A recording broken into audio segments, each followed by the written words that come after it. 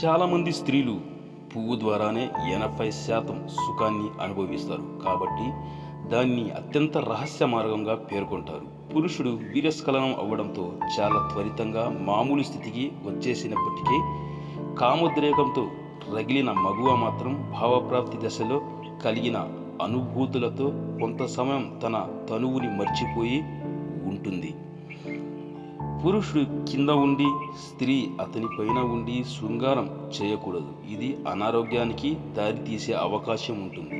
రతి క్రీడ జరుగుతున్న సమయంలో వేగం పెంచుతూ మధ్య మధ్యలో పురుషాంగాన్ని బయటకు తీస్తూ లోపలికి పెడుతుంటే ఆ స్త్రీకి ఎంతో హాయి కలుగుతుందట. స్త్రీ పురుషులు ఇద్దరు సంభోగించుకున్న తర్వాత సంభోగం యొక్క మత్తు పురుషునికి 4 నుంచి 5 లేక 7 సెకండ్లు ఉంటే అదే స్త్రీకి మాత్రం 20 సెకండ్లు వరకు ఉంటుంది. ఏ స్త్రీ అయినా ఒక పురుషుని ముందు తన శరీర భాగములు కనబడేలా ప్రయత్నాలు చేస్తుందో ఆ స్త్రీకి ఆ పురుషునితో పడుకోవాలనే ఆలోచన బలంగా ఉందని అర్థం. ఏ పురుషుడు అయితే స్త్రీకి వీర్యం పడేలా సంభోగం చేస్తాడో ఆ పురుషుడిని స్త్రీ ఎప్పటికీ మర్చిపోదు, ప్రాణం పోయినా విడిచిపెట్టదు.